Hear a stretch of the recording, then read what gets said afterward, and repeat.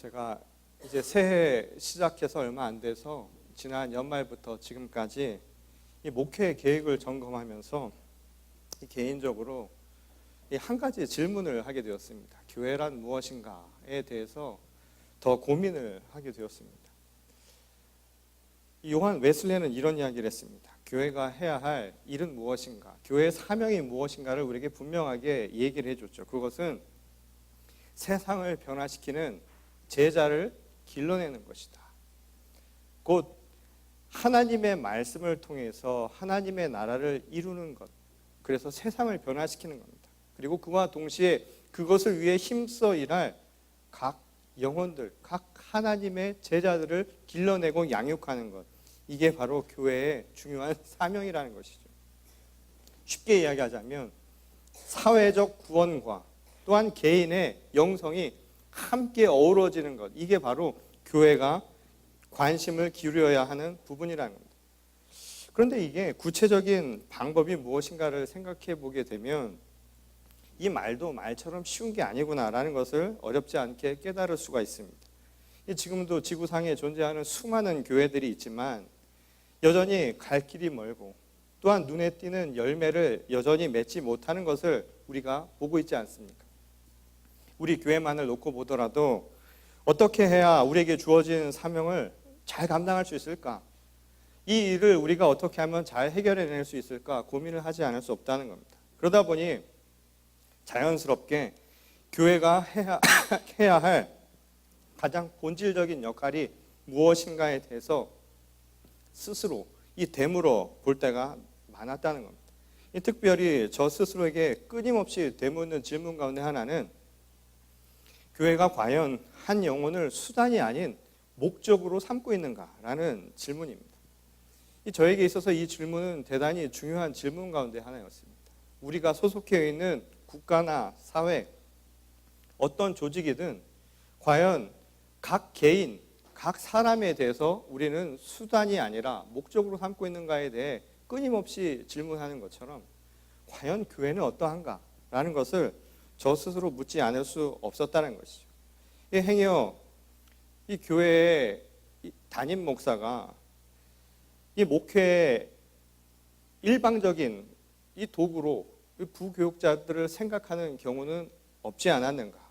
또는 교인들도 교회의 행정적인 업무나 외적인 성장을 이루기 위한 하나의 수단처럼 여겨지고 있는 것은 아닌가? 그런 질문들을 하게 된다는 겁니다.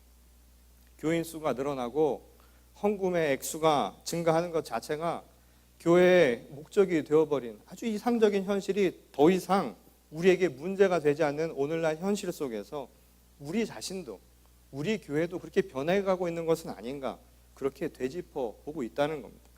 행여 교회를 생각한다며 정작 교인 한 사람 한 사람 한 영혼의 삶에 대해서 소홀했던 적은 없었는가, 스스로 반성을 하게 되는 대목이었습니다. 그때마다 부족한 저 자신의 연약함과 무관심을 탓하면서 이 회개의 기도를 드리곤 했습니다. 얼마 전 이 한국의 한 대형 교회의 부흥회에서 초대받은 강사 목사님이 이런 이야기를 했다고 합니다. 주의 종에 대적하면 하나님이 치워버리신다. 물론 새겨 들어야 할 이야기겠지만 있는 그대로 그 말뜻을 받아들이고 생각해 보면 사실은 거의 공갈 협박처럼 들리는 말씀이었죠. 목사에게 대들면 없던 병도 생기고 삶의 어려움이 닥친다는 그 말이 왠지 사람을 서글프게 만드는 말이었다는 생각을 해보게 되었습니다.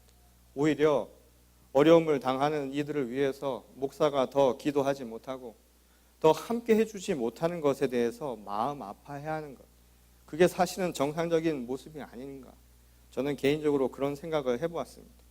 그렇다고 해서 모든 것을 목사의 책임으로만 돌리는 것도 교회의 역할을 온전하게 설명해 줄 수는 없는 법입니다. 이 목사가 교회와 동일시 될 수는 없는 일 아니겠습니까?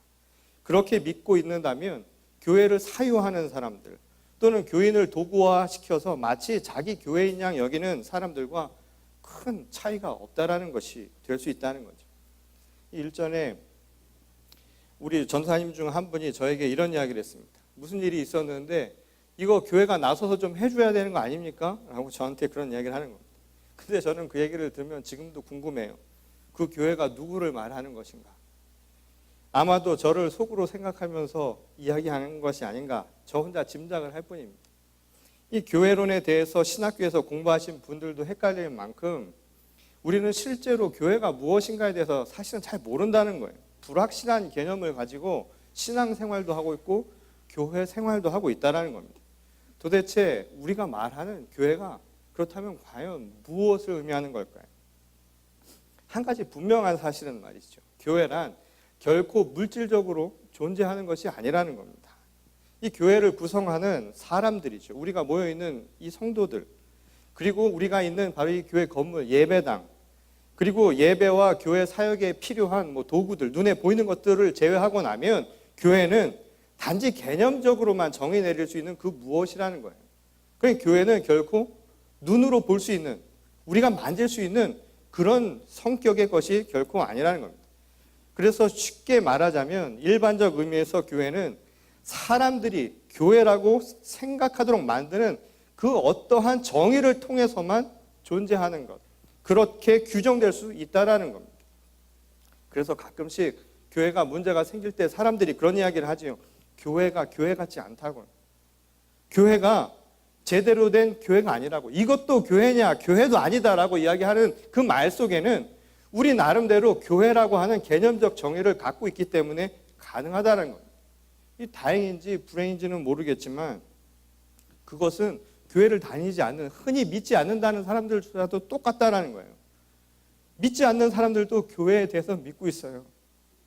교회 다니지 않는 사람들도 교회가 어떠해야 한다라고 하는 것은 그들도 알고 있다 이 말인 겁니다. 교회 다니는 사람들이 그 교인답게 행하지 않으면 사람들이 뭐라고 하죠?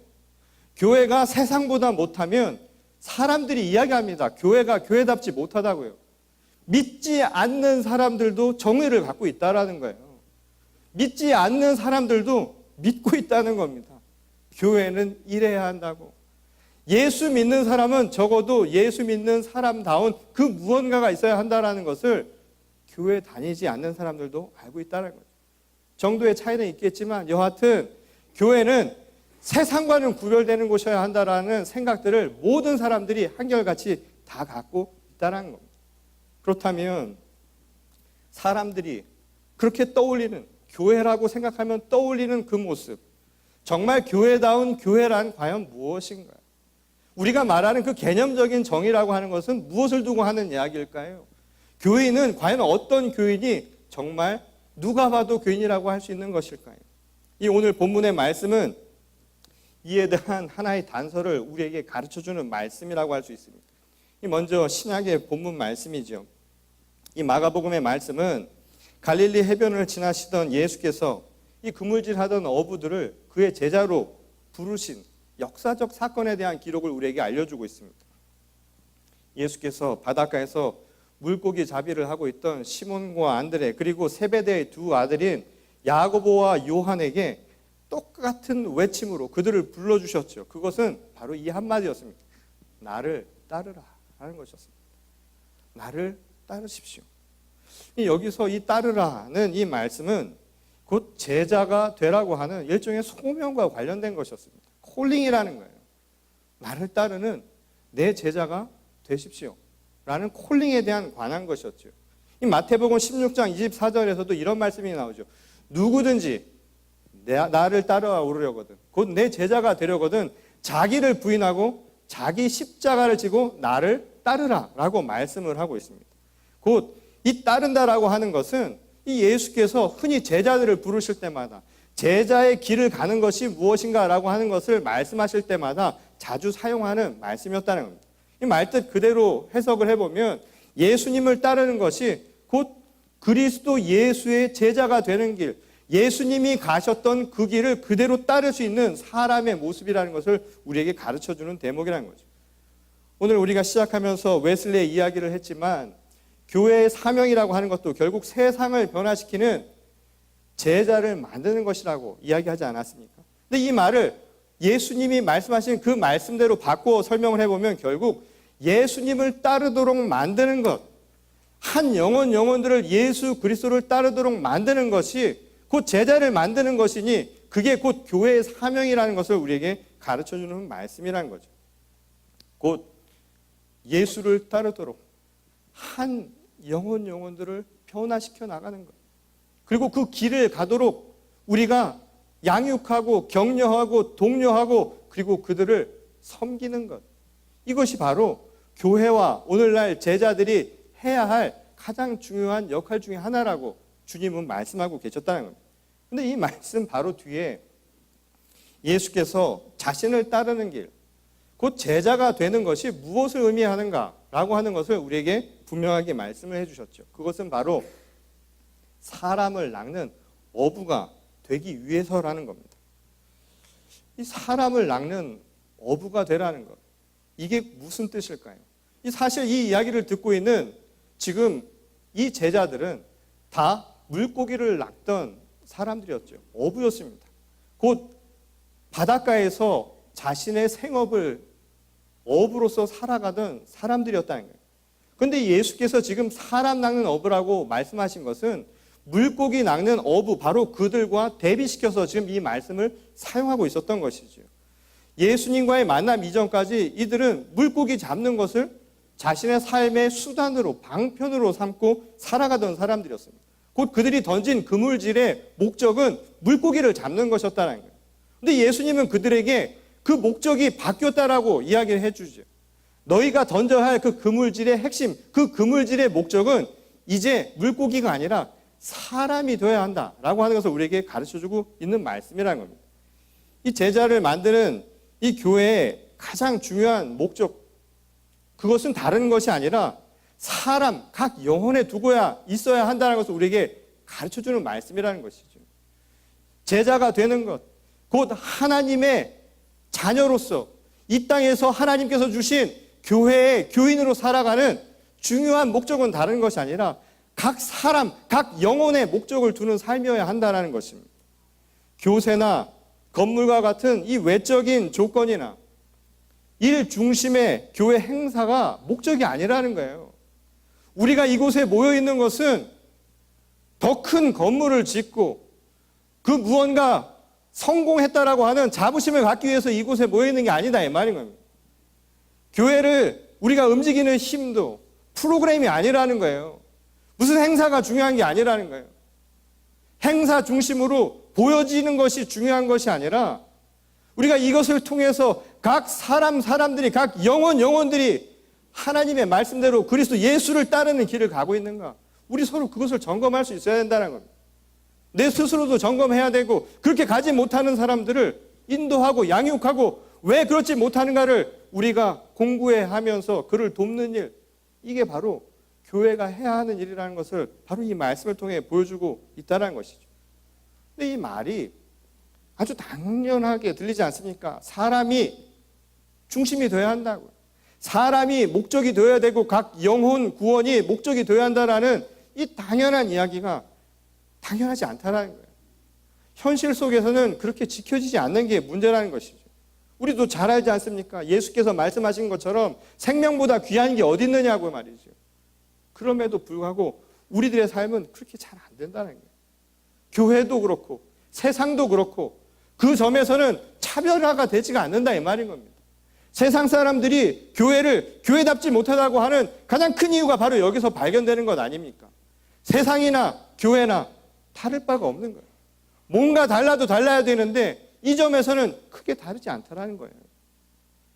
한마디로 교회는 이 생명에 대한 아주 소중한 가치를 함께 나누기 위해서, 그것이 하나님의 말씀이었고, 그리고 그것을 통해서 한 영혼들이 변화되는 것, 그것을 통해서 세상의 변화, 하나님의 나라를 이 땅 가운데 바로 만들어가는 것, 그것이 바로 우리 교회에 준 가장 중요한 소명인데도 말입니다.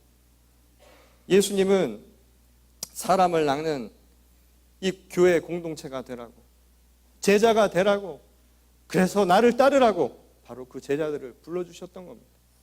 그리고 오늘 우리도 그렇게 부름을 받으시는 거고요. 그리고 예수께서 그들에게 그 길을 가기 위한 구체적인 방법을 오늘 그 뒤에서 알려주시죠. 그 방법은 바로 예수님의 부르심에 대해서 반응했던 제자들의 태도를 통해서 나타나는 모습입니다. 이 예수께서 그들을 불러주셨을 때 제자들이 보여준 태도는 바로 이것이었죠. 가지고 있던 그물을 버리고 그리고 아버지를 배에 남겨두고 주님을 따라 나섰다. 그렇게 기록이 되어 있습니다. 이게 무엇을 의미하는 걸까요?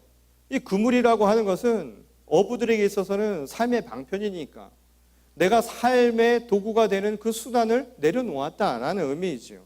생계의 수단에 대한 것을 내려놓은 것이나 다름없는 겁니다. 포기한 것이죠. 그리고 그들이 남겨두고 떠난 배는 뭘까요? 그들이 가지고 있는 소유물 아닙니까? 배라는 것은 얼마나 중요한 소유물이에요. 큰 부호 아닙니까? 그 소유, 자신의 터전을 내려놓았습니다. 그리고 거기에 심지어 자기 아버지까지 두고 왔다라고 이야기를 하는 것이죠.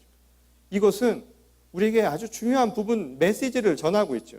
제자가 되는 길, 예수를 따르는 길에 있어서 이 모습이 과연 무엇인가를 통해서 오늘날 우리가 가야 할 길이 무엇인가를 알려주는 말씀이라는 겁니다. 그들이 남겨놓고 떠난 배는 그들에게 소유, 그리고 그들에게 삶의 터전이 되는 것이었다면 거기에 또 남겨두고 떠난 아버지는 하나님의 공의를 위해서 개인의 사사로운 관계조차도 내가 내려놓겠다라는 자기 신앙의 표현이라고 할 수 있는 것이죠. 이 이야기는 우리가 너무나 잘 아는 아브라함의 이야기를 통해서도 들은 바 있지 않습니까? 하나님이 그를 부르실 때 말씀하신 게 무엇이었는가요? 자기 본토 친척 아비 집을 떠나라고 얘기했습니다. 믿음의 사람들, 내가 가라고 하는 그곳으로 가는 것은 곧 하나님 중심의 삶으로서의 변화를 의미하는 것입니다. 아브라함이 떠난 것은 물리적으로요, 공간적으로 내가 어디를 가는 게 중요한 게 아니라 내 마음에서의 변화가 일어났다라는 거예요. 내 안에 있었던, 내가 가지고 있었던, 내가 중요하게 여기고 있었던 바로 그곳에서 떠나는 겁니다. 내 마음속에서 삶의 중심이 내 중심에서 하나님 중심으로 변화되었다 이 말인 것이죠. 바로 제자들이 보여준 그 신앙의 결단은 다른 것이 아니라 내 마음속에서 지금 자기 중심으로 내가 소유하고 내가 가지고 있고 내가 가장 중요하게 여기고 있던 그것조차도 내려놓고 하나님 중심으로 내 삶의 변화가 일어났음을 보여주는 대목이라는 겁니다. 결국 제자의 길이 된다는 것. 바꾸어 말해서 오늘날 교회가 교회다운 모습을 갖추는 첫 출발은 바로 여기서 시작한다는 거죠. 버리는 거예요. 내려놓는 겁니다. 한마디로 얘기해보면 포기하는 겁니다. 또 이 포기를 이야기하면 너무 이렇게 또 극단적으로 생각하시는 분들이 있어요. 포기하면 다 포기해야지. 다 포기해야지. 학생들도 이야기를 하면 꼭 시험 때 가까우면 이런 얘기 듣고 꼭 시험을 포기하는 친구들이 생기는데 지금 내가 이럴 때인가? 공부를 할 때인가? 내가 가서 지금 일할 때인가? 교회 가서 예배 드리고 해야 될 때인데 지금 이 이야기는 그런 포기를 의미하는 것이 아니죠. 우리 삶의 목적과 지향성, 방향이 변화되고 있다는 것을 말씀해주는 대목이라는 겁니다. 그리고 이러한 포기가 바로 교회와 제자를 정의하는 아주 중요한 기준이 되고 있다는 거예요. 선택이라고 하는 것은 결국 하나를 선택한다는 것은 또 다른 하나를 포기한다는 것과 같은 의미입니다. 예수께서 둘을 섬길 수 없다는 것, 두 신을 섬길 수 없다는 말씀이 바로 이것을 의미하는 것이죠. 우리는 선택을 해야 하는데 그 선택은 또 다른 하나에게는 포기를 의미한다라는 말씀이라는 겁니다. 그리스도의 길을 따라 나서고자 하는 제자들에게 있어서 필요했던 가장 중요한 부분, 그리고 오늘날 교회를 교회답게 만드는 가장 중요한 기준은 바로 이 포기에서 시작한다는 거예요. 그래서 흔히 기독교 신앙을 떠남이나 내려놓음의 영성이라고 말하는 것도 이와 같은 맥락이라고 할 수 있다는 겁니다. 실제로 오늘 본문 15절 말씀은 예수께서 공생애를 시작하면서 제일 처음 세상에 선포하신 일성이었습니다. 그것은 무엇이었습니까? 때가 찼습니다. 하나님의 나라가 가까이 왔습니다. 그래서 우리에게 하신 말씀은 회개하라는 것이었습니다. 이 회개라고 하는 말에 이 헬라어 원어는 메타노에어라는 단어입니다. 이 말의 뜻이 뭐냐면 쉽게 얘기하자면 포기한다는 말이에요. 가던 길을 포기하고 새로운 길을 간다는 겁니다. 내가 생명의 길이 아닌 죽음의 길을 가고 있다면 그 길을 포기해야 되는 것 아닙니까? 그리고 왔던 길을 되돌아서 가야 할 길, 생명의 길을 가야 할 것 아닙니까? 이게 메타노이어 하는 겁니다. 이게 회개라는 거예요. 하나님의 나라가 멀지 않았으니 바로 그곳을 향해서 오늘 버려야 할 것들을 온전히 포기하십시오. 이게 주님의 말씀이었다는 겁니다. 옳은 선택을 위해서 잘못된 것을 포기해야 되는 거 아닙니까? 그럴 거 아닙니까? 열심히 내가 열매를 거두기 위해서는 그만큼 땀을 흘려야지요. 땀 흘리는 동안 포기해야 할 것들이 생기는 건 아닙니까? 젊은이들이 공부를 하기 위해서는, 내가 원하는 성취를 위해서는 내가 불필요한 시간을 포기해야만 하는 그런 감내를 해야만 한다는 겁니다. 이것은 우리에게 당연한 이치라는 것이죠. 복음을 따라서 구원을 갈망하며 모인 바로 제자들의 공동체인 교회가 세상과 구별될 수 있는 가장 중요한 기준이 바로 여기서 시작이 된다는 겁니다. 포기할 수 있어야 된다는 겁니다. 내려놓는 것, 이것이 세상과는 우리를 다르게 만드는 모습이라는 것이죠. 그 포기해야 되는 것이 무엇이냐고요. 예수께서 말씀하셨죠. 물고기를 포기하라는 겁니다. 물고기가 아니라 사람이 되어야 한다고요. 우리가 포기할 것은 다른 것이 아니라, 물고기가 목적이 아니라 사람이 목적이 된 삶의 그물을 쳐야 한다는 겁니다. 이게 교회가, 이게 제자가 세상과 다른 가장 큰 차이점이라고 주님은 말씀해주고 있는 것이죠. 이를 잘 보여주는 한 사례가 바로 오늘 구약에 등장하는 요나의 이야기죠. 이 요나는 이 하나님으로부터 적국의 심장부인 니느웨로 가서 그들에게 회개하라는 하나님의 말씀을 전하라는 명을 받았습니다. 회개하라고요. 잘못된 길을 갔으니 길을 돌이키십시오. 포기하십시오. 라고 그곳에서 선포를 하라는 겁니다. 그러자 요나가 그 이야기를 듣고요, 실망을 하지요.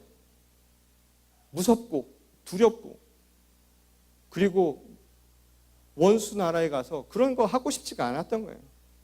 그래서 어떻게 했습니까? 가라는 곳 정반대 방향으로 가죠.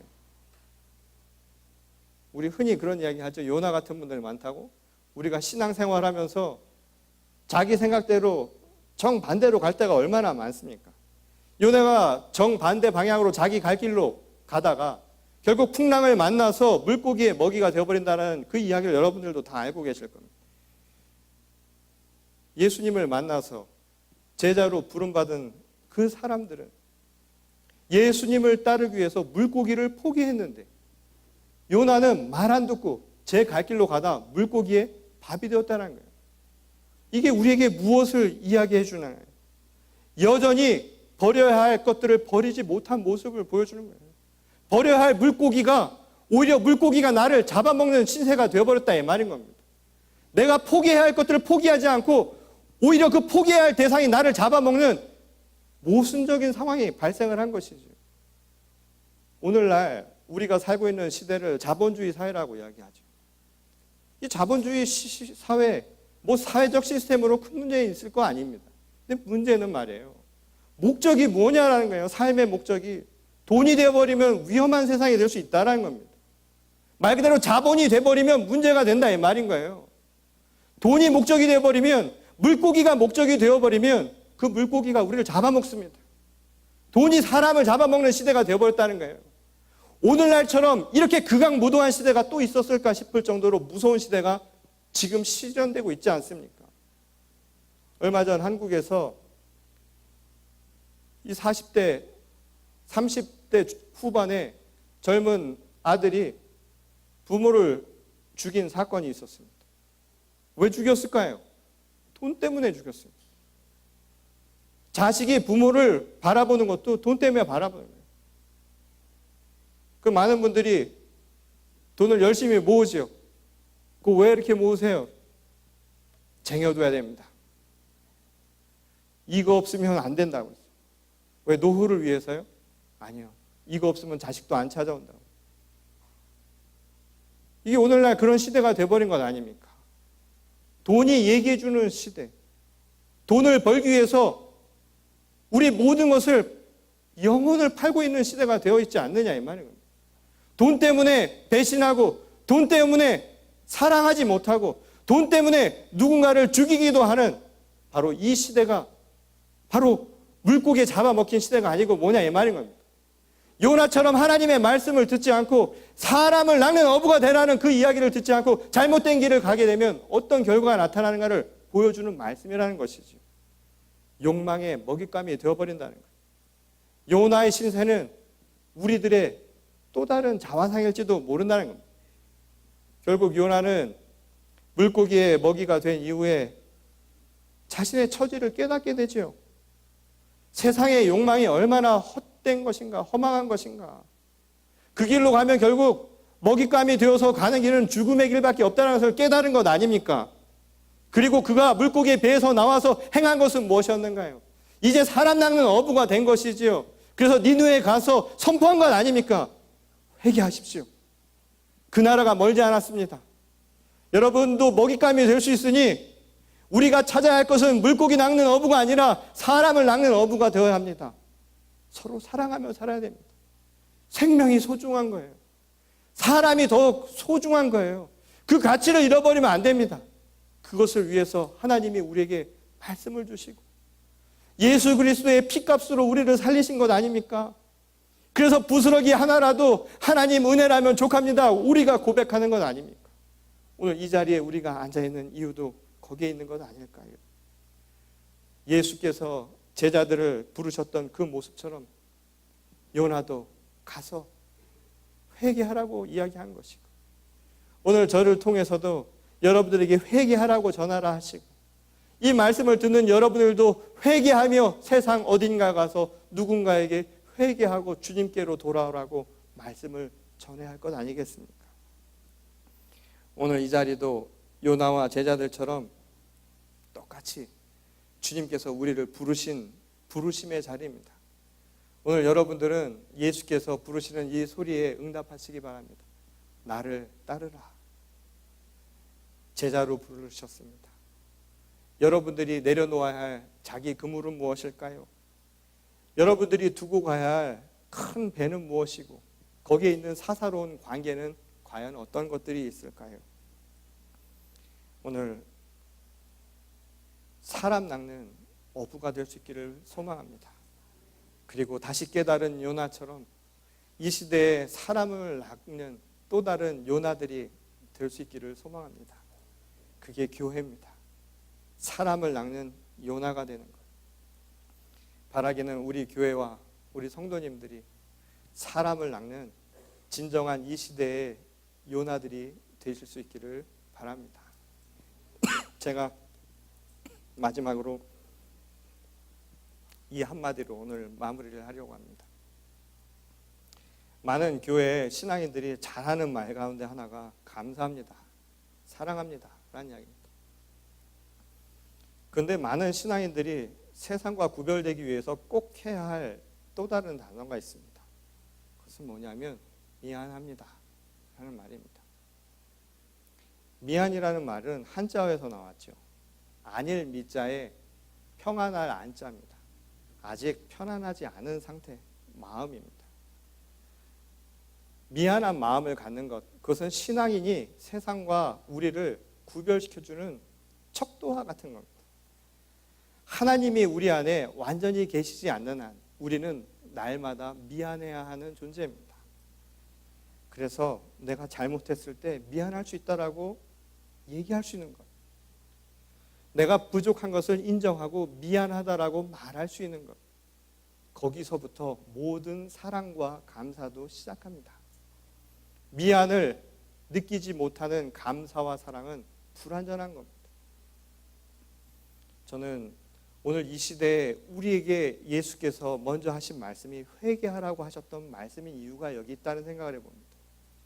사랑합니다, 감사합니다 고백하기 전에 미안합니다, 나의 부족을, 주님 앞에 온전히 서지 못한 내 자신을 용서를 구하고 또 서로에게도 내 잘못을 먼저 구하고 나의 부족함을 먼저 회개하며 나갈 수 있는 우리 교회가 되었어요. 금년 한 해는 물고기가 아니라 사람을 많이 낚는, 그래서 하나님의 영혼들이 우리 교회를 통하여서 하나님께 영광을 올려드리고 또한 이곳에 있는 모든 이들의 마음속에서는 하나님의 은총을 체험하고 또한 그 넘치는 은혜가 충만하여서 진심으로 하나님께 감사와 또한 기쁨의 영광을 올려드리는 저와 여러분 모두가 될 수 있기를 주님의 이름으로 간절히 축원합니다. 우리 다 같이 기도하시겠습니다. 할렐루야. 하나님 감사를 드립니다. 오늘도 주님의 은혜를 구하며 이 자리에 나왔습니다. 하나님, 갈급한 자들마다 하나님의 은혜를 요청하고 찾고 두드리는 자들마다 이 시간 은혜를 허락하여 주시옵소서. 하나님의 은총을 부어 주시옵소서. 더불어 하나님의 귀한 제자로 삼아 주셨사오니 예수 그리스도를 온전히 따라 나서게 하시기를 원합니다. 버려야 할 것들, 내려놓아야 할 것들, 내 삶의 중심을 온전히 주님께로 향할 수 있도록 헛된 내 욕망과 또한 내가 꿈꾸었던 물고기 같은 허상들은 다 버리게 하시고 주님께서 말씀하신 생명의 가치를 다시 회복하는 주의 거룩한 교회와 성도들이 되게 하여 주시옵소서. 그리하여서 우리 스스로 이야기할 수 있기를 원합니다. 미안합니다. 주님 미안합니다. 성도님들 서로가 미안합니다. 내 마음에 여전히 부족하였음을 주님 용서하시고 이제 되돌이켜 하나님을 따르는 주님의 길을 따르는 주의 거룩한 교회와 성도가 되게 하여 주옵소서. 교회가 교회다워지는 것, 성도가 성도다워지는 것, 바로 여기에 해답이 있었음을 오늘 이 시간 깨닫고 주님께로 한 걸음 더 나가는 우리 모두가 될 수 있도록 하나님께서 저희를 인도해 주실 줄 믿사오며 거룩하신 우리 주 예수 그리스도의 이름으로 간절히 기도드렸습니다.